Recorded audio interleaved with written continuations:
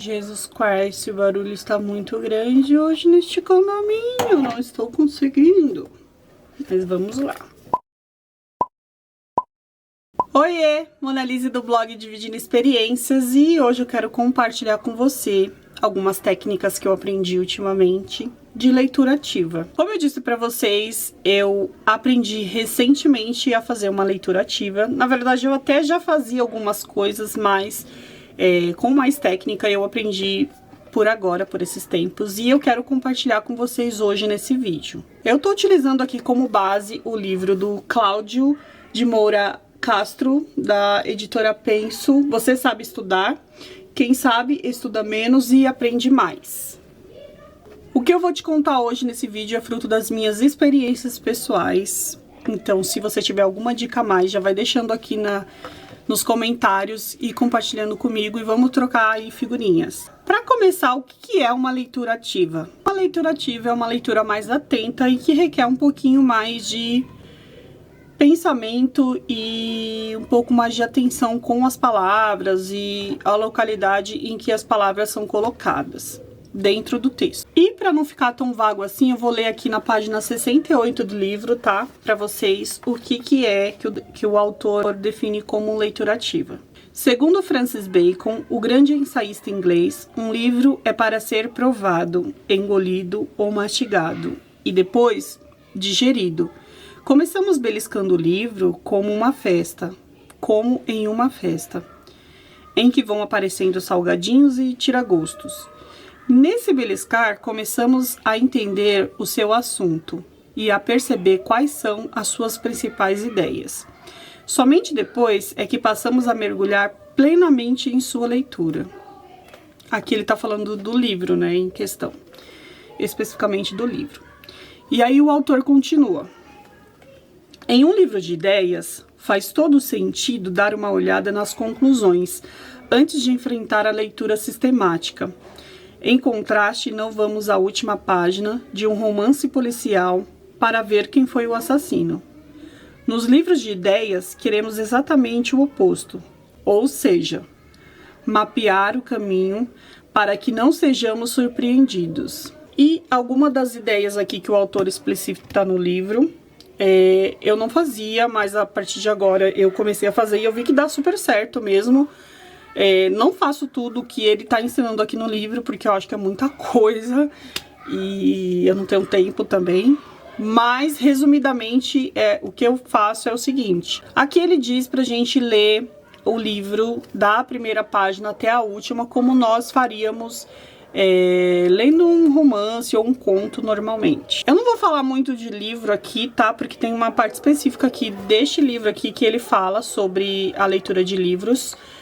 Mas eu não vou falar exatamente disso, eu vou falar de textos argumentativos, que são os textos que a gente geralmente usa para estudar, né? Que são os artigos científicos, as teses, enfim. Aqui ele diz que a gente tem que fazer a leitura desses textos em 3 etapas, sendo a primeira inspeção, a segunda consiste numa leitura analítica e a terceira seria mais ou menos uma leitura comparativa, e aí você só vai se atentar às ideias do autor. Calma, que eu vou tentar te explicar por partes, tá bom? Na leitura de inspeção, você vai folhear o livro ali, vendo tópicos, títulos, subtítulos, se tem alguma tabela. Então, você vai inspecionar o livro de uma forma mais crítica, olhando, lendo e comparando, para você saber mais ou menos a estrutura do artigo. Eu mesma costumo ler, antes de ler todo o texto, eu costumo ler os títulos e subtítulos, então eu vou passando,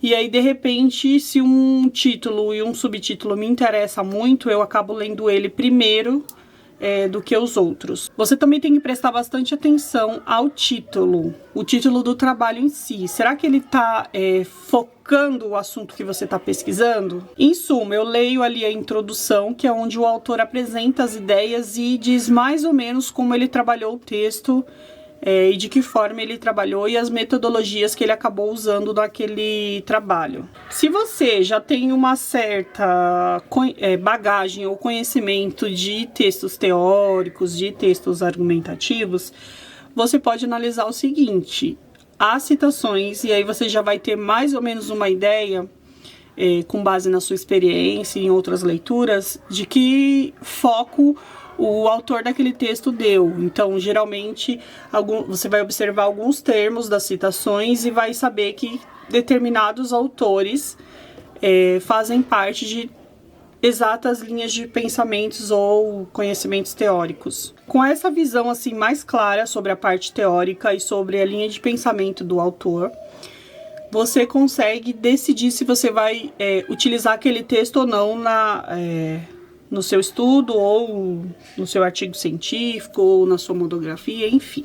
Neste livro eu aprendi que a gente tem que ler as conclusões. Eu vou confessar para vocês que essa era uma das coisas que eu não fazia. Eu não li as conclusões, eu li ali a introdução e a parte do trabalho que me interessava.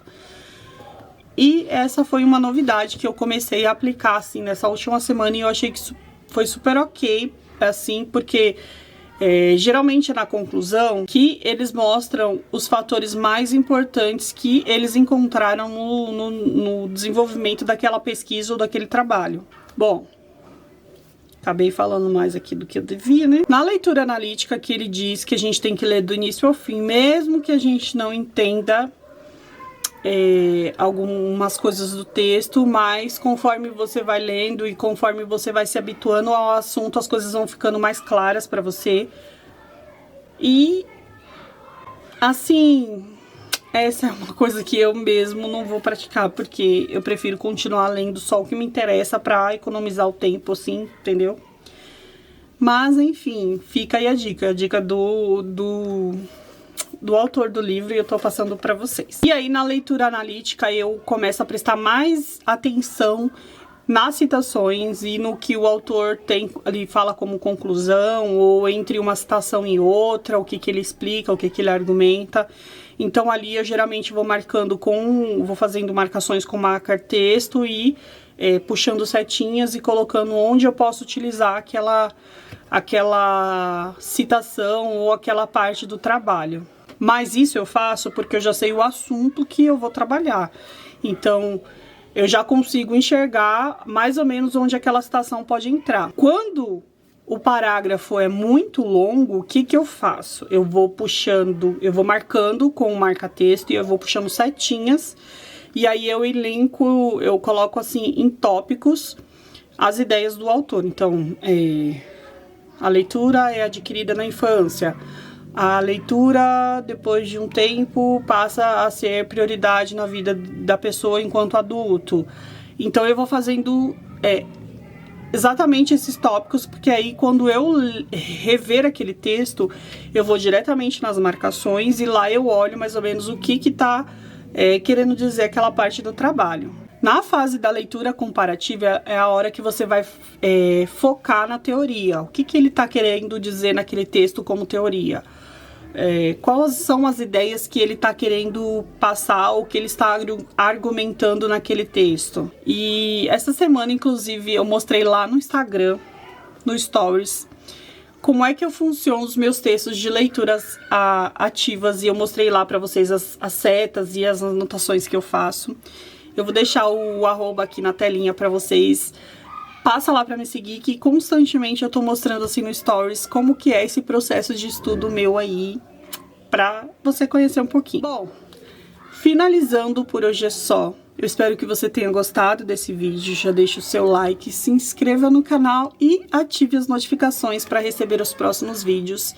Aqui no canal a gente tem uma playlist especial só de estudos. Eu vou deixar ela ou nos cards ou aqui embaixo na descrição. Eu te espero lá, espero seu comentário aqui. Muito obrigado e até o próximo vídeo. Tchau!